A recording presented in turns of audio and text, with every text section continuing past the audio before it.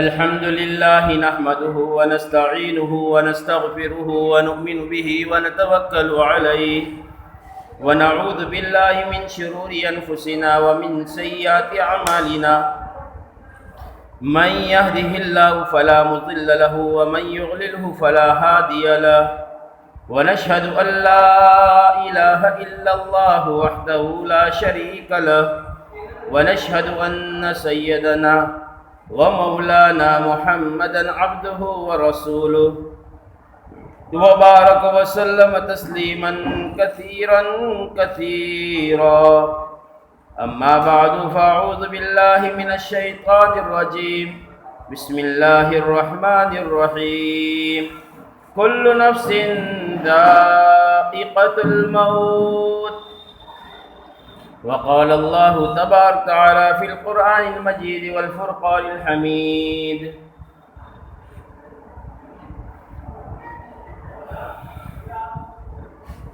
أفحسبتم أنما خلقناكم عبثا وأنكم إلينا لا ترجعون صدق الله العظيم وصدق رسوله النبي الكريم۔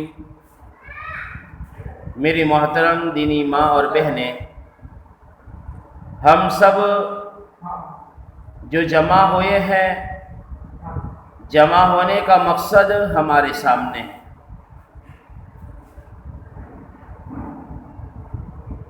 کہ ایک ایمان والی بندی کچھ دن پہلے اس روئے زمین پر زندگی گزار رہی تھی اور مقررہ وقت آ گیا، اس کی موت کا وقت آ گیا اور آخرت کا سفر اس کا شروع ہو گیا، اور وہ ہمیشہ ہمیش کے لیے اپنی قبر میں جا کے سو گئی۔ اس کے ایصال ثواب کے لیے ہم جمع ہوئے ہیں۔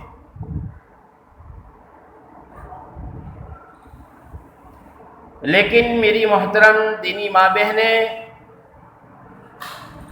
ہمیں بھی یہ سوچنا چاہیے، سمجھنا چاہیے کہ کیا ہمیں مرنا نہیں ہے؟ کیا اللہ کے پاس ہمیں نہیں جانا ہے؟ کیا ہمیں ہماری زندگی کا جواب نہیں دینا پڑے گا؟ یہ بات ہمیں ہمیشہ ہماری فکر میں رہنی چاہیے اور ہمیں سوچنی چاہیے، اس لیے کہ جتنے بھی لوگ دنیا سے چلے گئے،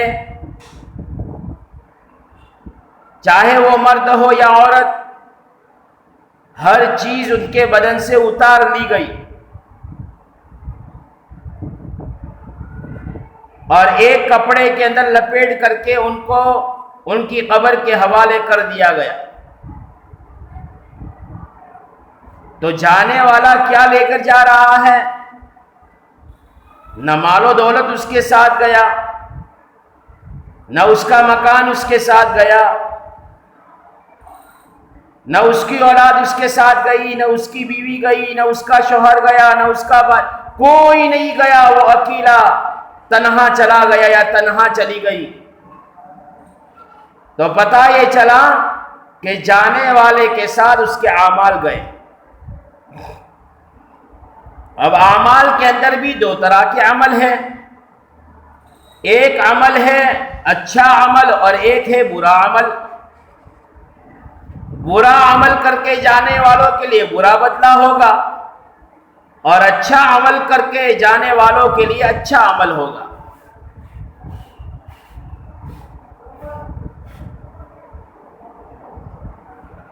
اسی لیے تو اس دنیا کو دارالعمل بتایا گیا کہ یہاں پر عمل کرنے ہیں، عمل کا گھر ہے، اللہ کے حکموں پر زندگی گزارنی ہے، رسول اللہ صلی اللہ علیہ وسلم کے طریقے پر زندگی گزارنی ہے۔ اللہ کے نبی صلی اللہ علیہ وسلم جس دین کو لے کر دنیا میں آئے تھے اور آپ نے جو دین ہم تک پہنچایا ہے، اس دین کو کما حقہ پورا کا پورا اپنی زندگی میں لانا ہے اور اس پر زندگی بسر کرنی اور گزارنی، ورنہ قرآن کا صاف فیصلہ ہے، ہر ایک کو ختم ہو جانا ہے، ہر ایک کو مر جانا ہے، موت کے گھاٹ ہر ایک کو اترنا ہے، موت کی دیوار سے ہر ایک کو ٹکرانا ہے، اور موت کا جام ہر ایک کو پینا ہے۔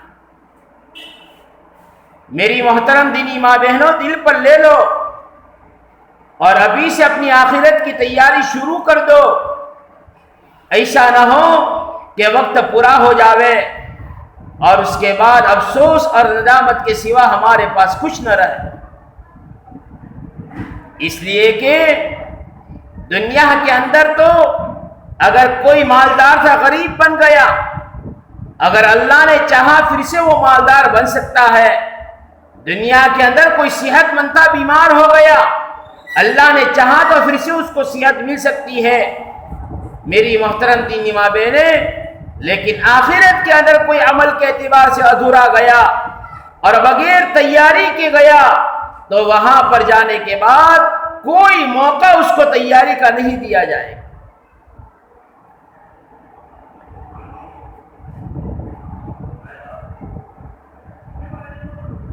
اسی لیے کہیں گے جب حشر کا میدان قائم ہوگا، جنت کی نعمتیں سامنے ہوگی اور جہنم کے عذابات سامنے ہوں گے، پل صراط بچھایا گیا ہوگا وہ دیکھ رہے ہوں گے،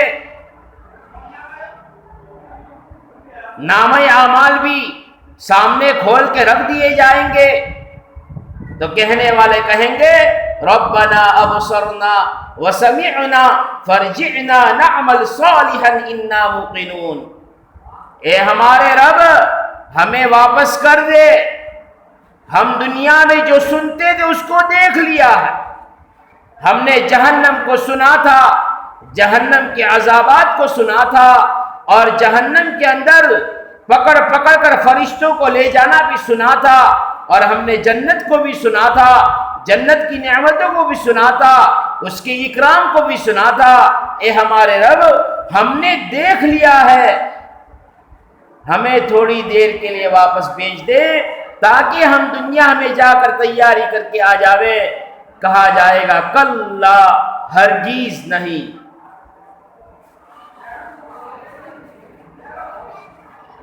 اس لیے کہ تیاری کا موقع دنیا کی زندگی ہے،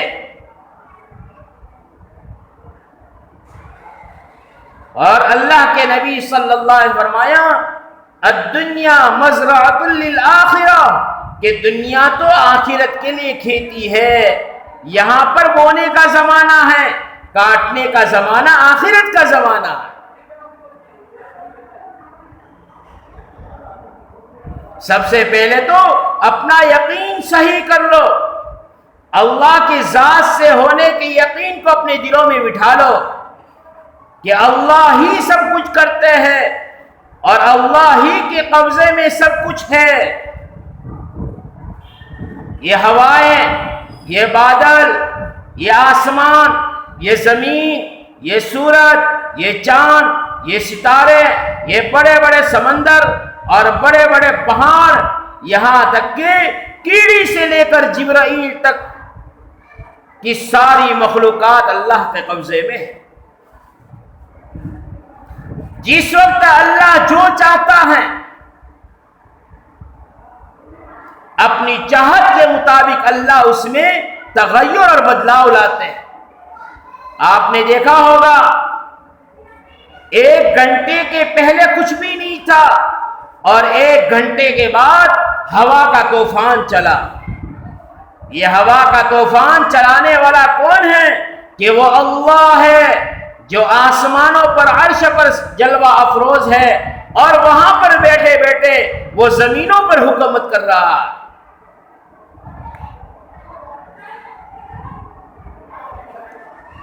کہ کچھ دن پہلے کچھ بھی نہیں تھا، لیکن اب دیکھا گیا کہ اتنی بارش ہوئی اور بادلوں سے اتنا پانی گرایا گیا کہ سیلاب کی شکل بن گئی، گاؤں کے گاؤں تباہ ہو گئے، گھر کے گھر بہہ گئے، سامان لوگوں کے بہہ گئے، گاڑیاں بہہ گئی۔ فرمایا کہ اس بارش کو برسانے والا اور پانی کو طوفان کی شکل میں لانا والا کون ہے؟ کہا کہ وہ اللہ رب العزت ہے۔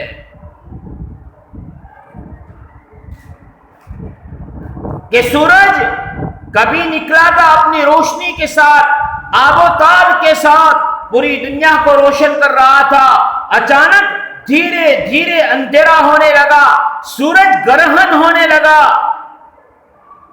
تو یہ سورج کو گرہن کون لگاتا ہے؟ اس کی روشنی کو کون چھپاتا ہے اور کون بجھاتا ہے؟ کہا کہ وہ اللہ ہے جو عرش پر بیٹھا ہوا ہمارا رب ہے۔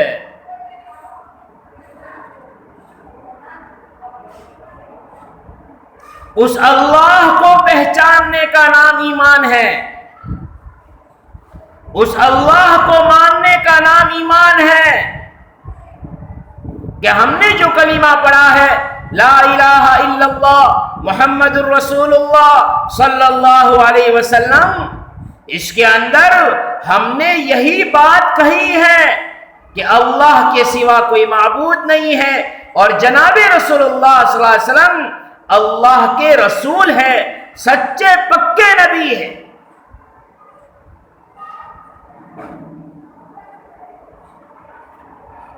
اس کلمے کو دل کے اندر جگہ دینی ہے، اس آواز کو دل کے اندر بٹھانی ہے کہ میرا ہر مسئلہ اللہ کے قبضے میں ہے، اولاد کا دینے والا، اولاد کا لینے والا یہ اللہ کے قبضے میں ہے۔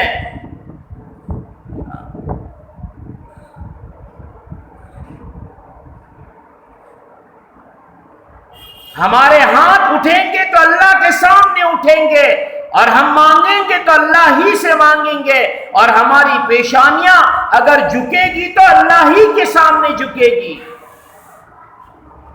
جس رب نے ہمیں بنایا ہے، ہم کچھ بھی نہیں تھے، اللہ نے ہمیں انسان بنا دیا۔ ماں کے پیٹ کی تین اندھیریوں میں اللہ نے ہماری زبان بنائی، ہمارے ہونٹ بنائے، ہمارے کان بنائی، ہمارے ناک بنائے، ہماری ہاتھوں کی انگلیاں بنائی، ہمارے پیر بنائے، ہمارے پیٹ کے اندر کی جگر کو بنایا، کڈنیوں کو بنایا، انتڑیوں کو بنایا، سانس لینے کے لیے پھیپھڑے کو بنایا۔ یہ ساری بنانے والی ذات کون ہے؟ کہ وہ اللہ ہے، اور اسی اللہ کو ماننے کا نام ایمان ہے۔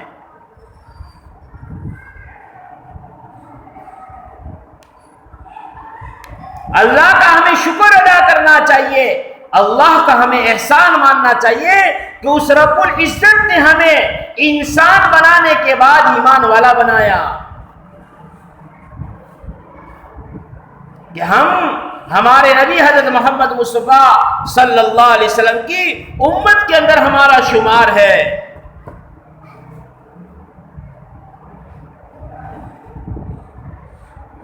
اگر ہم یہ چاہتے ہیں کہ اللہ ہم سے راضی ہو جائے اور ہمارے پیارے نبی حضرت محمد مصطفیٰ صلی اللہ علیہ وسلم راضی ہو جائے، تو ہمیں اللہ کو بھی ماننا پڑے گا، نبی کو بھی ماننا پڑے گا، اللہ کی بھی ماننی پڑے گی اور نبی کی بھی ماننی پڑے گی، تب جا کر ہم کامیاب ہوں گے۔ اب مثال کے طور پر ایمان کے بعد اگر کوئی زبردست عمل ہے اور کسی عمل کا درجہ ہے تو وہ نماز ہے۔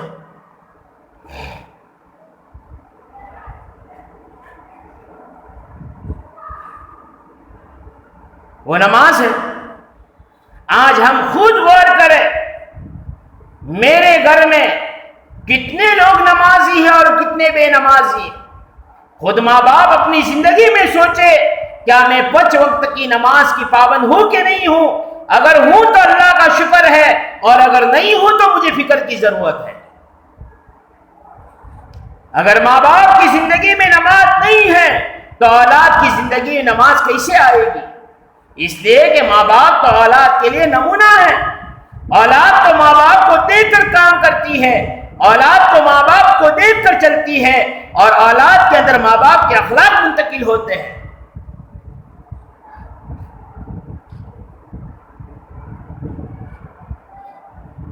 اگر میری محترم نینی ماں بہنیں ہم یہ چاہتے ہیں کہ میری بچیوں کے اندر شرم و حیا آ جاوے تو ماں باپ کو پہلے شرم و حیا کا زیور پہننا پڑے گا، اپنی آنکھوں کی حفاظت کرنی پڑے گی، جن چیزوں سے اللہ نے روکا ہے ان سے اپنے آپ کو روکنا پڑے گا، تو یہ عادت اولاد کے اندر آئے گی۔ یہ کبھی بھی نہیں ہو سکتا کہ ماں باپ گناہ پر گناہ کرتے رہیں اور اولاد نیک بن جائے، یہ کبھی بھی نہیں ہو سکتا۔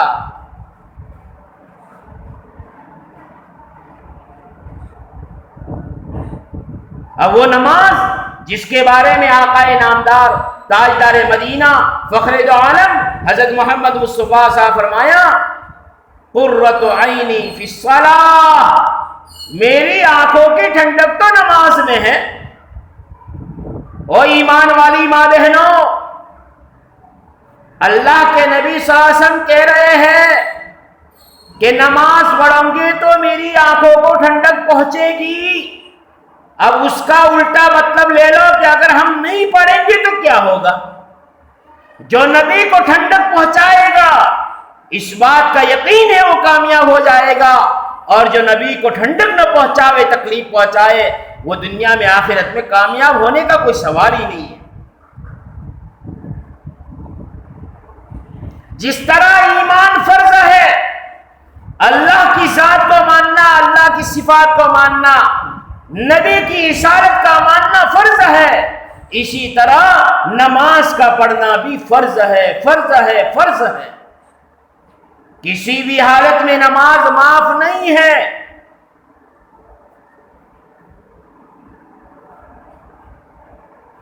اور سب سے پہلے نماز کے انعامات میں اللہ جل جلالہ رحمن والوں نے جو وعدہ رکھا ہے وہ روزی کے مسئلے کے حل کا وعدہ رکھا ہے۔ اے ایمان والو، اگر تم 5 کی نمازوں کو پابندی کے ساتھ اس کے وقت پر پڑھو گے تو سب سے پہلے جس روزی کے مسئلے میں تم پریشان ہو، الجھے ہوئے ہو، پھنسے ہوئے ہو، کوئی راستہ نظر نہیں آ رہا ہے، نماز کی برکت سے تمہاری روزی کو آسان کر دوں گا، عافیت والی کر دوں گا، سہولت والی کر دوں گا، برکت والی کر دوں گا۔ یہ وعدہ ہے۔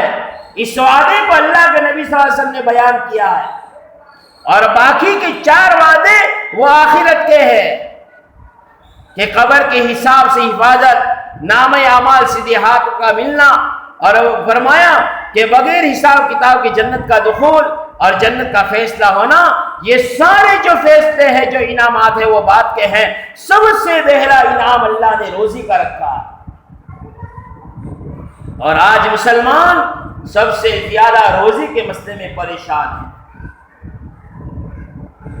اور مرنے کے بعد سب سے پہلے نماز کا حساب کتاب شروع ہوگا۔ اگر نماز صحیح نکل گئی، بعد کے اعمال کے اندر تخفیف کی جائے گی، ہاں، پکڑ تھوڑی کم کر دی جائے گی، اور اگر نماز نہیں نکلی تو اور زیادہ سختی کے ساتھ دوسرے اعمال کو دیکھا جائے گا۔ جناب رسول اللہ صلی اللہ علیہ وسلم کا آخری وقت ہے، آپ دنیا سے پردہ فرما جانے کے قریب ہے۔ آپ کے سر میں بہت زیادہ سخت درد ہے، اور آپ کو بہت سخت بخار بھی ہے، اور آپ کے چلنے کی طاقت نہیں ہے، لیکن میری محترم دینی ماں بہنیں، کتابوں کے اندر لکھا ہوا ہے 2 صحابی کے کندھوں پر اپنے ہاتھ کو رکھ کر جناب رسول اللہ صلی اللہ علیہ وسلم اپنے پیر کو گھسٹتے ہوئے مسجد نبی کے اندر نماز کے لیے تشریف لے گئے ہیں۔ امت کو بتایا کہ نماز اس حالت میں بھی معاف نہیں ہے۔ آج تھوڑے تھوڑے بہانے سے، تھوڑے تھوڑے عذر کی بنیاد پر آج ہم نماز کو چھوڑ دیتے ہیں۔ میری محترم دینی ماں بہنیں، دنیا گزرگاہ ہے، یہاں سے ہمیں گزر جانا ہے، یہاں پر ہمیں نہیں رہنا ہے، آخرت کی طرف جانا ہے ہمیں، اور آخرت میں جانے کے بعد اپنی زندگی کا پورا حساب اور کتاب دینا ہے۔ اور ایک بات یہ بھی سمجھ لو کہ جس کی زندگی کے اندر نماز صحیح ہوگی اس کی زندگی صحیح ہوگی۔ زندگی کا دار و مدار نماز پر ہے۔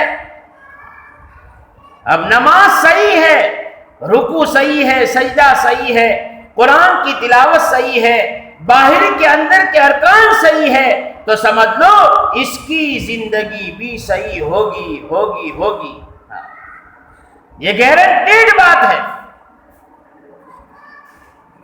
اور اگر نماز کی پابندی نہیں ہے یا نماز کو بغیر سیکھے پڑھ رہی ہے تو یاد رکھو اس نماز سے زندگی پر کوئی اثر نہیں پڑے گا، بلکہ حدیث پاک کے اندر ہے کہ ایک ایمان والا نماز پڑھتا ہے اور نماز کو بغیر اچھی طرح نہیں پڑھتا اور خشوع و خضوع کے ساتھ نہیں پڑھتا، اللہ کی دھیان والی بنا کر کے نہیں پڑھتا،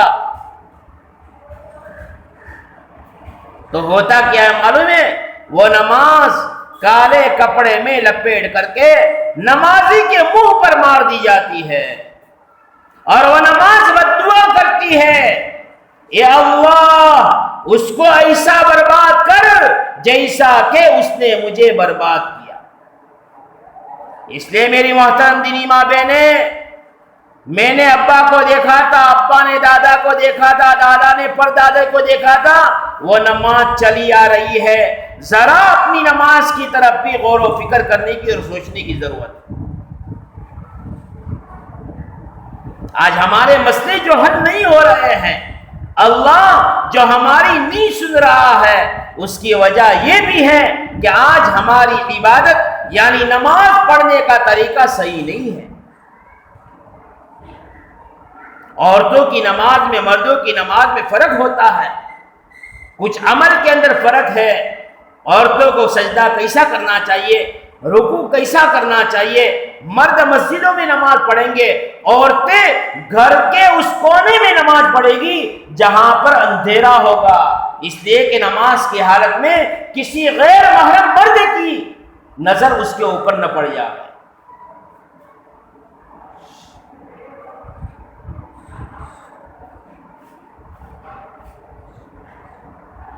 ہمیشہ ہمارے سامنے اگر ہماری موت ہوگی تو ہمیں آخرت کی تیاری کرنے کا شوق اور ذوق ہوگا۔ مجھے مرنا ہے، اللہ کے پاس جانا ہے، ہاں ایک دن یہ سب کچھ چھوڑ کے جانا ہے۔ اسی لیے اللہ تبارک تعالیٰ کہتے ہیں افحسبتم انما خلقناکم عبثا وانکم الینا لا ترجعون، کیا تم یہ سمجھتے ہو کہ ہم نے تم کو بیکار پیدا کیا ہے اور تم ہمارے پاس لوٹائے نہ جاؤ گے؟ رب کہتا ہے جس نے ہمیں بنایا ہے، وہ رب یوں کہتا ہے کہ یہ سوچ اگر تمہاری ہے تو غلط ہے، تم ضرور بھی ضرور ہمارے پاس دو مرتبہ لوٹائے جاؤ گے۔ ایک تو پہلے جب ہم نے تم کو دنیا میں بھیجا، اور موت کے بعد پھر سے تم کو ہمارے پاس آنا ہے۔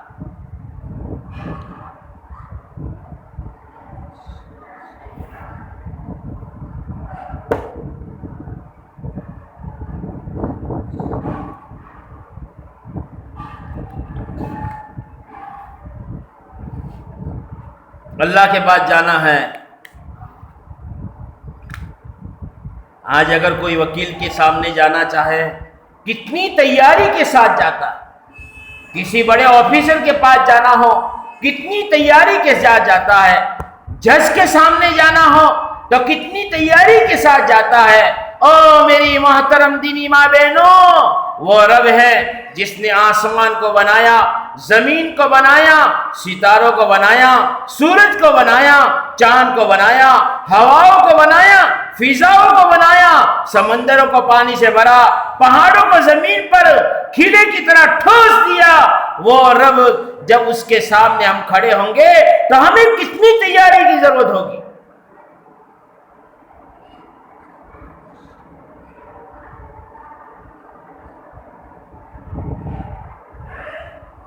اور ہمیشہ کے لیے فیصلہ دنیا کے اندر تو مثال کے طور پر اگر ہمارا لڑکا یا لڑکی اسکول کے اندر پڑھ رہی ہے اور امتحان کے اندر پریکشا کے اندر وہ ناپاس ہو جاوے تو ہم اس کو تسلی دے دیں بیٹا دوسرا امتحان دے کر تو پاس ہو جائے گی، محنت کر، کوشش کر، پھر سے تیاری کر. لیکن آخرت کے اندر ایسا نہیں ہوگا. وہ تو ایک ہی مرتبہ فیصلہ ہوگا اور وہ فیصلہ اٹل ہوگا. یا تو جنت کا فیصلہ ہوگا یا تو جہنم کا فیصلہ ہوگا.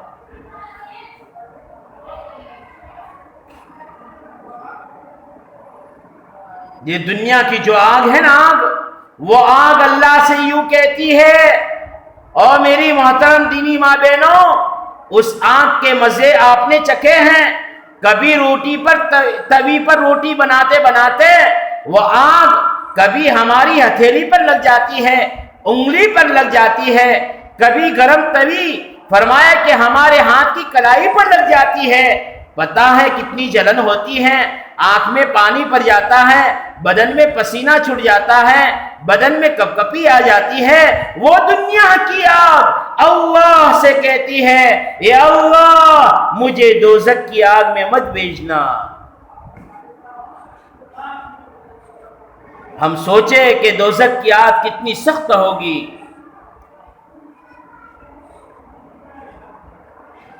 اگر ہم یہ چاہتے ہیں کہ ہمیں ہمارے نبی کی شفاعت مل جاوے تو سب سے پہلے ہمیں ہمارے یقین اور ایمان کو صحیح کرتے ہوئے ہمیں نماز پڑھنی چاہیے.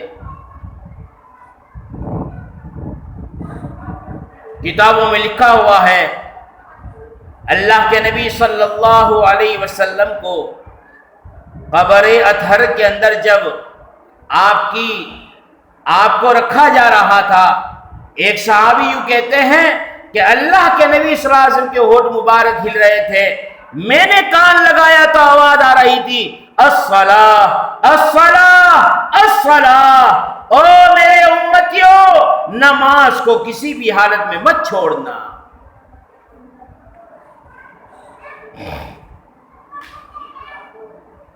آپ اپنی بیٹی حضرت فاطمہ رضی اللہ تعالیٰ عنہا کے بارے میں آپ نے کہا، حضرت فاطمہ رضی اللہ تعالیٰ عنہا سے بھی کہا یا فاطمہ اعملی اعملی وانقضی نفسک عن النار لا ينفعک ان اباک نبی او کما قال علیہ الصلوۃ والسلام. حضرت فاطمہ رضی اللہ تعالیٰ عنہ کون ہے؟ حضرت علی کی بیوی ہے، پیارے نبی کی بیٹی ہے، اور حضرت حسن حسین رضی اللہ تعالی عنہم اجمعین کی ماں ہے. پورے خاندان نے دین کے خاطر بڑی بڑی مشقتیں اٹھائیں، تکلیفیں اٹھائیں، پریشانیوں مصیبتوں کو جھیلا. محرم کا مہینہ آتا ہے، ایک بہت بڑی قربانی کا سبق ہمیں دے کر جاتا ہے. حضرت امام حسین رضی اللہ تعالیٰ عنہ نے اپنا سر قلم کروا دیا لیکن نماز کو نہیں چھوڑا. تو حضرت فاطمہ سے کہا ہے فاطمہ دنیا میں عمل کر لینا، تو اس بات کے اندر مت رہنا، اس سوچ میں مت رہنا کہ میں دنیا میں کچھ بھی نہ کروں، نہ اللہ کے حکموں کو مانوں، نہ پیارے نبی کے طریقے پر زندگی گزاروں. میں تو کل قیامت کے دن اللہ کے سامنے کھڑی ہو کر یوں کہوں گی یا اللہ میں نے تو کچھ بھی نہیں کیا ہے لیکن مجھے معاف کر دے، اس لیے کہ میں پیارے نبی کی پیاری بیٹی ہوں. اللہ کے نبی سے فرمایا لا ينفعک ان اباک نبی، اے فاطمہ تیرا باپ کا نبی ہونا تجھے کام میں نہیں آئے گا. ذرا سوچو کہ جب اللہ کے نبی صلی اللہ علیہ وسلم اپنی بیٹی پیاری فاطمہ رضی اللہ تعالیٰ عنہا کو یہ بات کہہ رہے ہیں، کون ہے فاطمہ رضی اللہ تعالیٰ عنہا؟ ایک وقت اللہ کے نبی صلی اللہ علیہ وسلم کے کان میں رونے کی آواز آئی. اللہ کے نبی صلی اللہ علیہ وسلم اس آواز کی طرف چلنا شروع کیا، اس لیے کہ آپ رحمت للعالمین تھے. آپ کسی کے رونے کو برداشت نہیں کر سکتے تھے، یہاں تک کہ نماز پڑھاتے تھے اور نماز میں کسی عورت کا بچہ روتا تھا، آپ نماز کو مختصر کر دیتے تھے، جلدی پوری کر دیتے تھے، جلدی ختم کر دیتے تھے۔ دیکھا یہ تو میری فاطمہ کے گھر سے آواز آ رہی ہے رونے کی، دروازے پر دستک دی، آواز دی، بیٹا میں اندر آ سکتا ہوں؟ پیارے نبی کی بیٹی ہے، لیکن اللہ کے نبی صلی اللہ علیہ وسلم اجازت مانگ رہے ہیں۔ آج تو ہم دوسروں کے گھروں پر بے ڈھرک گھس جاتے ہیں، حالانکہ شریعت یوں کہتی ہے دروازے کے ایک طرف کھڑے ہو کر 3 مرتبہ سلام کرو، سلام کا جواب آوے تو اجازت مانگو، اگر اجازت ملے تو اندر جاؤ ورنہ مت جاؤ، چاہے تمہارا ہی گھر کیوں نہ ہو۔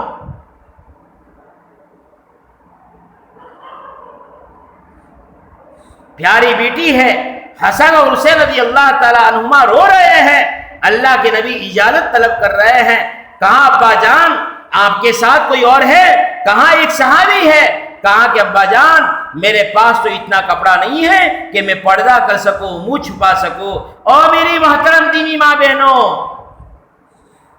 شریعت میں عورتوں کے لیے جو پردہ برقع کہا گیا ہے وہ فرض ہے، جس طرح نماز فرض ہے۔ کل قیامت کے دن ہماری یہ خوبصورت چہروں کو آنکھ سے جلایا جائے گا، ان چہروں پر آنکھ کے اندر انگارے ڈالے جائیں گے، ہمارے خوبصورت بالوں کے ذریعے ہمیں جہنم کے اندر لٹکایا جائے گا۔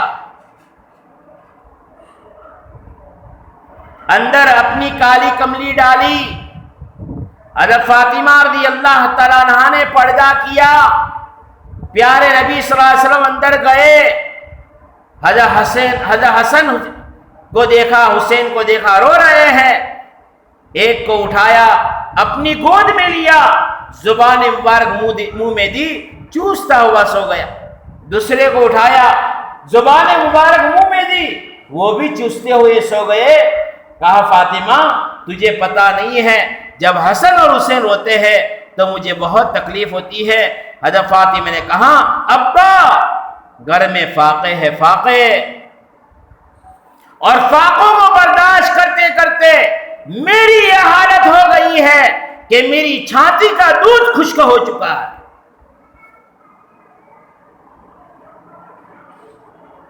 اور روٹی کے ٹکڑے، اناج کے دانے ختم ہو چکے ہیں، میں دوں تو ان کو کیا دوں اور کھلاؤں تو ان کو کیا کھلاؤں۔ جناب رسول اللہ صلی اللہ علیہ وسلم نے نظر اٹھا کر حضرت فاطمہ رضی اللہ تعالیٰ عنہا کو دیکھا، پیڑ کمر سے لگا ہوا ہے، آنکھیں اندر گڑ گئی ہے، ہونٹوں پر پپڑی جم گئی ہے، خشکی آ گئی ہے، بالکل بیمار، لاغیر، کمزور نظر آ رہی ہے۔ پیارے نبی کے آنکھوں میں آنسو بھر گئے، فاطمہ رضی اللہ تعالیٰ عنہا بھی رو رہی ہے۔ آقا انعامدار تاجدار مدینہ فخر دو عالم حضرت محمد مصطفیٰ صلی اللہ علیہ وسلم کی آنکھوں میں بھی آنسو ہیں، آنسو چھلک رہے ہیں۔ آپ نے اپنی بیٹی کو اپنے سینے سے لگایا، یوں کہا اسبری یا فاطمہ، اسبری یا فاطمہ، اسبری یا فاطمہ، فاطمہ صبر کر لے، صبر کر لے، دین کی خاطر تکلیفوں کو برداشت کر لے، مصیبتوں کو جھیل لے، آنے والی تکلیفوں کو اٹھا لے، اس کا بدلہ تجھے یہ دیا جائے گا، تجھے جنت کی عورتوں کا سردار بنایا جائے گا۔ اتنی ساری تکلیف اٹھانے کے بعد، ابا کے دین کے خاطر فاقے برداشت کرنے کے بعد، اپنے معصوم بچوں کو بھوک اور فاقوں میں تڑپتے ہوئے دیکھنے کے بعد بھی اللہ کے نبی صلی اللہ علیہ وسلم کہہ رہے ہیں فاطمہ عمل کر لینا، عمل کر لینا، نماز پڑھ لینا، روزے رکھ لینا، حج اگر فرض ہو تو ادا کر لینا، صدقہ خیرات کر لینا، اچھے اخلاق اپنی زندگی میں لانا، یہ ساری نصیحتیں کر رہے ہیں۔ کہ فاطمہ یہ بات اس وہم میں مت رہنا، اس گمان میں مت رہنا، اس فکر میں مت رہنا کہ میرا رب مجھے معاف کر دے گا اس لیے کہ میں پیارے نبی کی پیاری بیٹی ہوں۔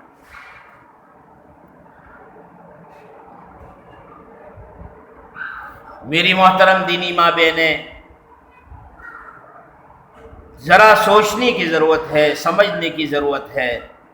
آپ کے ہاتھوں میں پلی ہوئی، آپ کے گھروں میں پلی ہوئی اور آپ کے گودوں میں کھیلی ہوئی پیاری بیٹی حضرت فاطمہ رضی اللہ تعالیٰ عنہ کو یہ کہا جا رہا ہے، تو ہمیں تو اور بھی زیادہ چوکنا ہونے کی ضرورت ہے، اور بھی زیادہ آخرت کی تیاری کرنے کی ضرورت ہے، اور بھی زیادہ اللہ کے حکموں پر چلنے کی ضرورت ہے، اور بھی زیادہ دین کو حاصل کرنے کی ضرورت ہے۔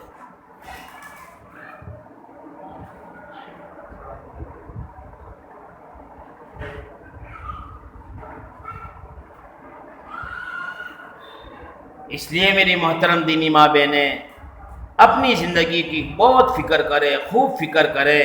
ہاں، اپنی زندگی کو بنائے، گزارے نہیں، گزارنی نہیں ہے۔ جانور بھی اپنی زندگی گزار دیتا ہے، اپنے بچوں کی فکر کرتا ہے، ان کے کھانے پینے کی فکر کرتا ہے، ان کے گھونسلوں کی فکر کرتا ہے، مکان کی فکر کرتا ہے، جانور بھی کرتے ہیں۔ ہمیں تو زندگی بنانی ہے، اور زندگی بنے گی دین کی محنت سے،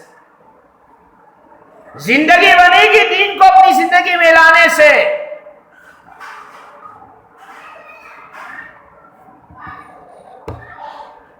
آپ کی بیٹی حضرت زینب رضی اللہ تعالی عنہا ہے،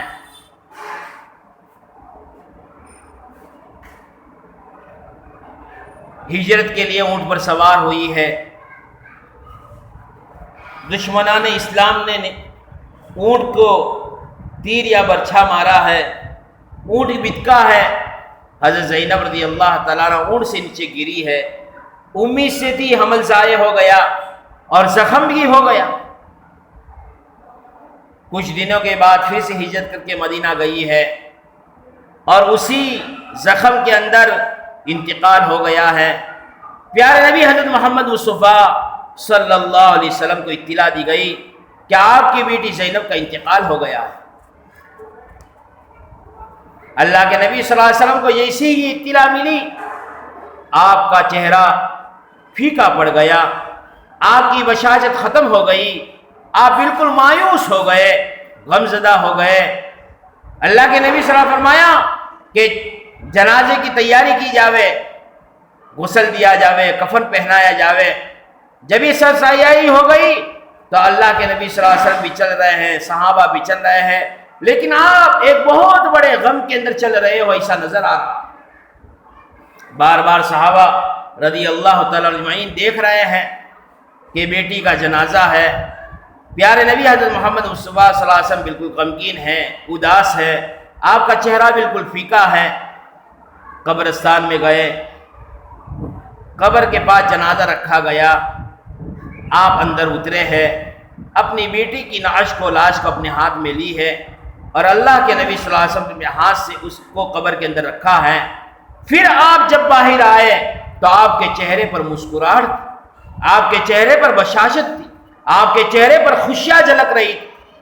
جب قبر برابر کر دی گئی، صحابہ اور اللہ کے نبی صلی اللہ علیہ وسلم اپنے گھر کو لوٹے تو صحابہ نے پوچھا، یہ اللہ کے نبی صلی اللہ علیہ وسلم، ایک بات ہمیں سمجھ میں نہیں آئی، جب پیاری بیٹی آپ کی زینب کا انتقال کی خبر آپ کو دی گئی تو آپ بالکل مغموم ہو گئے، اداس ہو گئے، اور آپ کا چہرہ بالکل پھیکا پڑ گیا۔ اور جب آپ قبر کے اندر اترے ہیں اور حضرت زینب کی نعش رکھا ہے، پھر آپ جب باہر آئے ہیں، آپ کے چہرے پر خوشیاں جھلک رہی تھی، خوشی کے آثار نمودار ہو رہے تھے۔ کیا بات ہے؟ اللہ کے نبی صلی اللہ علیہ وسلم فرمایا، او میرے صحابہ، میری زینب کمزور تھی۔ سنیو میری محترم دینی ماں بہنوں، یہ بات سنیو اور اپنے دل میں اتاریو۔ پیارے نبی کہہ رہے ہیں میری زینب کمزور تھی، وہ تکلیف کو برداشت نہیں کر سکتی، وہ بیماری کو برداشت نہیں کر سکتی. جیسے ہی اس کا انتقال ہو گیا ایک بات کی فکر مجھے لگی کہ اگر میری زینب کو قبر میں رکھا گیا اور قبر کے عذاب نے میری زینب کو پکڑ لیا, میری زینب اس کو کیسے برداشت کرے گی؟ یہ بات میرے دل و دماغ میں چل رہی تھی. میں سوچ رہا تھا اتنے میں کہ میں نے حضرت زینب کی جب نعش کو ہاتھ میں لیا ہے اور قبر میں رکھا ہے, جبرائیل آئے ہیں, یوں کہا ہے او محمد صلی اللہ علیہ وسلم آپ کی بیٹی زینب کی اللہ نے مغفرت کر دی. اس کے بعد مجھے تسلی ہوئی.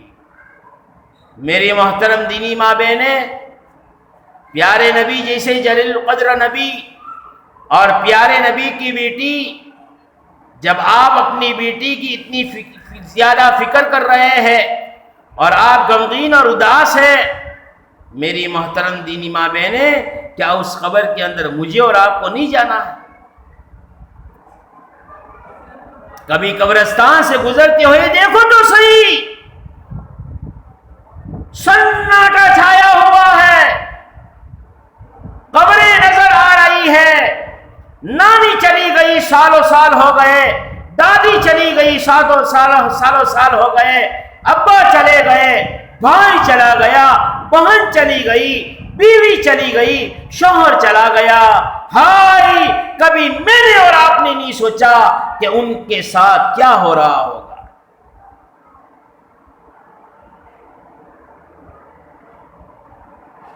ابھی وقت ہے ہمارے پاس, ہم پچھلی زندگی پر توبہ مانگ سکتے ہیں, معافی مانگ سکتے ہیں اور نئے عزم ارادے کے ساتھ آگے کی زندگی کو صحیح گزار سکتے ہیں.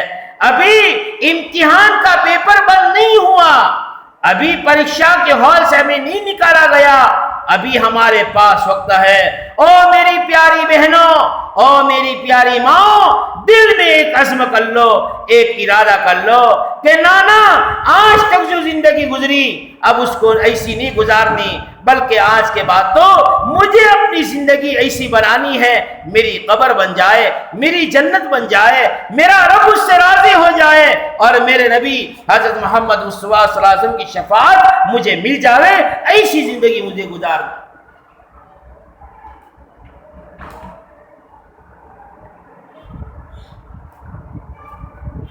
کچھ ارادہ کر کے جاوے, کچھ عزم کر کے جاوے, کچھ اپنی زندگی کے بدلنے کے فیصلے کر کے جاوے کہ آج کے بعد بے شرمی والی زندگی مجھے نہیں گزارنی, کھلے منہ نہیں پھرنا, بالوں کو سوار کر کے اور کھلا کر کے مجھے بازاروں میں نہیں جانا.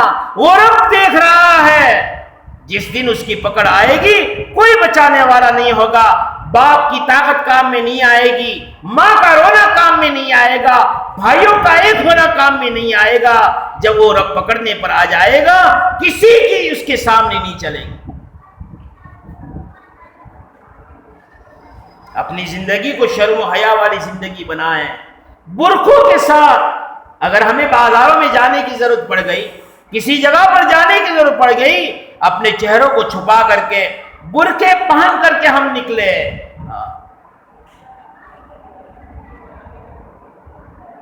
اور یہ بات بھی دلوں میں بٹھا دی جائے, ہر دن ہم موت سے قریب ہو رہے ہیں, ہر دن ہم قبر سے قریب ہو رہے ہیں. پتہ نہیں کب آ جائے گی, کب لے جائے گی, کب اعلان ہو جائے گا, کب لوگ ہمارے نام کو بولنا چھوڑ دیں گے اور یوں کہیں گے یہ مرحوم ہو چکے, یہ مرحومہ ہو چکی. اور قبر میں سلانے کے بعد کوئی کسی کو یاد نہیں کرتا. ہاں, اگر نیک اولاد ہے, دین سکھایا ہے, ان کی زندگی میں دین, ان کی زندگی میں فرمایا داخل کرنے کی اور حاصل کروانے کی محنت کروائی گئی ہے, یہ اولادیں دیندار ہوتی ہیں. یہ اولادیں کبھی بھی اپنے ماں باپ کو نہیں بھولتی. ورنہ عام طور پر کبھی تذکرے نہیں ہوتے ماں باپ کے جانے کے بعد. بوڑھوں کے جانے کے بعد تذکیرے نہیں ہوتے، جوان اپنی جوانی میں زندگی گزار رہا ہے، مرد اپنے نشے میں چل رہا ہے، عورت اپنے نشے میں زندگی گزار رہی ہے۔ اپنی اولادوں کی بھی صحیح تربیت کرنے کی ضرورت ہے، ان کو بھی مدرسوں مکتبوں میں بھیجنے کی ضرورت ہے، قرآن حاصل کروانا۔ آج تک رواج چلائیں قرآن پورا کر دیا کیونکہ اولاد پڑھ چکی، نہیں، دین سمجھاؤ، دین خدا کے احکام کیا ہے، نبی کے طریقے کیا ہے، اس کو سمجھاؤ، اس کو کسی عالم کے پاس بھیجو۔ ہاں، صرف قرآن کا ختم کرنا یہ دین نہیں ہے۔ ہاں، قرآن ختم کر دیا، ایک بہت بڑا نیکی کا کام اس نے کر دیا۔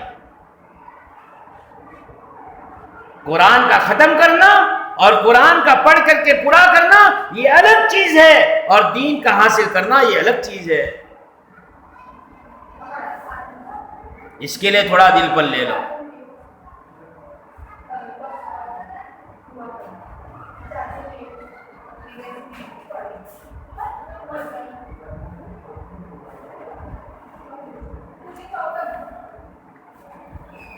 اس لیے میری محترم دینی ماں بہنوں، دل پر لے لو، جس طرح آج ہم زیادہ سے زیادہ دنیا کی تعلیم کی طرف توجہ دیتے ہیں، اس سے بھی زیادہ ہم دین کی تعلیم کی طرف توجہ دیں۔ پڑھاوے لکھاوے نہ نہیں ہے، لیکن دینداری کے ساتھ، نماز کے ساتھ، اچھے اخلاق کے ساتھ، کلمے والی زندگی کے ساتھ، اللہ کے حکموں کو پورا کرنے کے ساتھ، نبی کے طریقے پر زندگی گزارنے کے ساتھ اپنی اولاد کو دنیا کا ہنر سکھاویں۔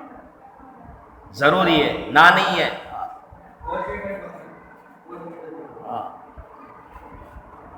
دل پر لے لو، آج تو فیصلے کر لو کہ انشاءاللہ زندگی شریعت کے مطابق گزارنی ہے۔ ہاں، اور یاد رکھو، اللہ نے اگر ہمیں اچھا کہا تو ہم اچھے ہیں، چاہے دنیا بری کہہ رہی ہے، اور اگر اللہ نے ہمیں برا کہہ دیا، چاہے دنیا ہمیں اچھا کہہ رہی ہے، تو ہم اچھے نہیں ہیں۔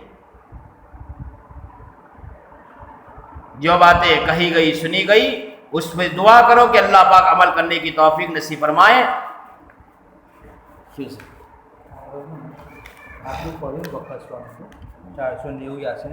مرحومہ کے لیے یاسین شریف کی جو پیٹیاں ختم کی گئی ہے، یعنی جتنی بھی یاسین شریف پڑھی گئی ہے اور قرآن شریف بھی ختم کیے گئے ہیں، کلمہ کا ورد بھی کیا گیا ہے، درود شریف کا ورد بھی کیا گیا ہے، اور استغفر اللہ کا بھی ورد کیا گیا ہے۔ ہم دعا کرتے ہیں کہ باری تعالیٰ ان تمام اذکار کو قبول فرما کر کے مرحومہ کے لیے نجات کا ذریعہ بنا دے۔ دوسرا اعلان یہ بھی سن لو، ایک آسان طریقہ آپ کو بتاتا ہوں کہ ہمارے مرحومین کی مغفرت کے لیے، ان کے درجات کو بلند کروانے کے لیے ہر نماز کے بعد 1 مرتبہ سورہ فاتحہ پڑھ لو اور 3 مرتبہ سورہ اخلاص یعنی قل هو اللہ احد والی سورت پڑھ کر دے دو۔ اس سے بہتری کوئی تحفہ نہیں ہوگا۔ ہاں، ہر نماز کے بعد عادت بناؤ، ہر نماز کے بعد، ہاں، کہ 1 مرتبہ سورہ فاتحہ پڑھ لے وے۔ ایسے تو زیادہ وقت ہمیں ملتا نہیں ہے اور ہم فرصت میں رہتے نہیں ہیں، نماز کے بعد ایک چھوٹے سے عمل کو کر لو، انشاءاللہ مرحومین کو اس کا ثواب اللہ پہنچا دے گا۔ درود شریف پڑھ لے وے اور اللہ سے دعا مانگ لے وے۔ الحمدللہ رب العالمین والصلاة والسلام علی سید المرسلین وعلی آلہ واصحابہ واتباعہ وازواجہ وذریاتہ رضوان اللہ تعالی اجمعین۔ یا اللہ ہمارے گناہوں کو معاف فرما دے، ہمارے قصوروں سے درگزر کا معاملہ فرما لے، کرم کا، رحم کا، عافیت کا معاملہ فرما لے، ہمارے جمع ہونے کو قبول فرما لے، دین کے باتوں کو سننا اور سنانا قبول فرما لے، عمل کرنے کی توفیق نصیب فرما لے۔ یا اللہ زندگی بدلنے کے عزائم یا اللہ ہمیں کرنے کی توفیق عطا فرما دے۔ یا اللہ ایسے عمل کرنے کی توفیق نصیب فرما دے جس سے تو راضی ہو جائیں، تیرے نبی محمد صلی اللہ علیہ وسلم راضی ہو جائیں، ہماری دنیا بھی بن جاوے اور آخرت بھی بن جائے، ایسی زندگی گزارنے کی توفیق ہمیں نصیب فرما دے۔ یا اللہ خصوصاً مرحومہ کے لیے جو اذکار کیے گئے ہیں قرآن شریف، سورہ یاسین، کلمے کا ورد، استغفار کا ورد مقبول بنا کر کے درجات کے بلند ہونے کا ذریعہ بنا دے۔ یا اللہ پوری امت کے مرحومین کی مغفرت فرما دے، سب کو کروڑ کروڑ چین نصیب فرما لے۔ یا اللہ عذاب قبر سے حفاظت فرما لے، عذاب قبر سے حفاظت فرما لے، عذاب قبر سے حفاظت فرما لے۔ یا اللہ کرم کا، رحم کا، عافیت کا معاملہ فرما لے، کرم کا، رحم کا، عافیت کا معاملہ فرما لے، فضل کا معاملہ فرما لے۔ یا اللہ، یا اللہ ایک دن ہماری بھی موت آنی ہے، ہمیں بھی جانا ہے، زیورات اتارے جائیں گے، کپڑے اتارے جائیں گے، کفن کے اندر لپیٹ کر کے لوگوں کی کندھوں کی سواری کرتے ہوئے اپنی قبر کے حوالے ہو جائیں گے۔ یا اللہ اس دن کے آنے سے پہلے پہلے پوری تیاری کرنے والا بنا۔ یا اللہ، یا اللہ سب سے بڑا احسان تو آپ کا ہے، اور آپ کے بعد جناب رسول اللہ صلی اللہ علیہ وسلم کا احسان ہم پر ہے۔ طرح طرح کی تکلیفیں اٹھا کر کے، پریشانیوں کو برداشت کر کے، فاقے برداشت کر کے آپ نے دین ہم تک پہنچایا۔ یا اللہ آپ کا لایا ہوا دین ہماری زندگی میں اپنی حقیقت کے ساتھ کامل مکمل طور پر آ جائے۔ یا اللہ ایسے غیر شکل اور سے پیدا فرما، جہاں پر مسلمان پریشان ہیں ان کی پریشانی کو دور فرما دے، مصیبتوں کو دور فرما دے، روزی کے معاملوں کو آسان فرما دے، تجارت کے معاملوں کو آسان فرما دے، بیماروں کو شفا عاجلہ، کاملہ، دائمہ، مستمرہ، مستقرہ نصیب فرما دے۔ یا اللہ ماں باپ تو ماں باپ ہوتے ہیں، بڑی نعمت ہے ماں باپ، جب چلی جاتی ہے، ختم ہو جاتی ہے، یا اللہ قدر ہوتی ہے۔ یا اللہ جن کے ماں باپ زندہ ہے صحیح قدردانی کی توفیق نصیب فرما لے، صحیح خدمت کرنے کی توفیق نصیب فرما لے۔ یہ بات دلوں میں بٹھا دے، ماں کے قدموں کے نیچے جنت ہے اور باپ جنت کا دروازہ ہے، یہ بات ہمیں سمجھا دے، بغیر خدمت کیے ہوئے نہیں مل سکتی۔ یا اللہ اگر زندہ ہے تو خدمت کرنے کی توفیق نصیب فرما دے، اور اگر مرحوم ہو چکے ہیں یا اللہ روزانہ کچھ نہ کچھ پڑھ کر دینے والا ہمیں بنا دے۔ یا اللہ اس موقع پر جناب رسول اللہ صلی اللہ علیہ وسلم نے جتنی بھی خیر کی دعائیں مانگی ہیں ہم سب کو پوری امت کو نصیب فرما لے۔ جن شرور سے حفاظت چاہیے ہے ان شرور سے ہمارے اور پوری امت کی حفاظت فرما لے۔ ہماری دعاؤں کو آقا انعامدار تاجدار مدینہ فخر دو عالم حضرت محمد مصطفیٰ صلی اللہ علیہ وسلم کے صدقے تو فعل کے اندر قبول فرما لے۔ یا رب صلی وسلم دائما ابدا علی حبیبک خیر الخلق کلہم، سبحان ربک رب العزت عما یصفون، والسلام علی المرسلین، الحمد للہ رب العالمین، برحمتک۔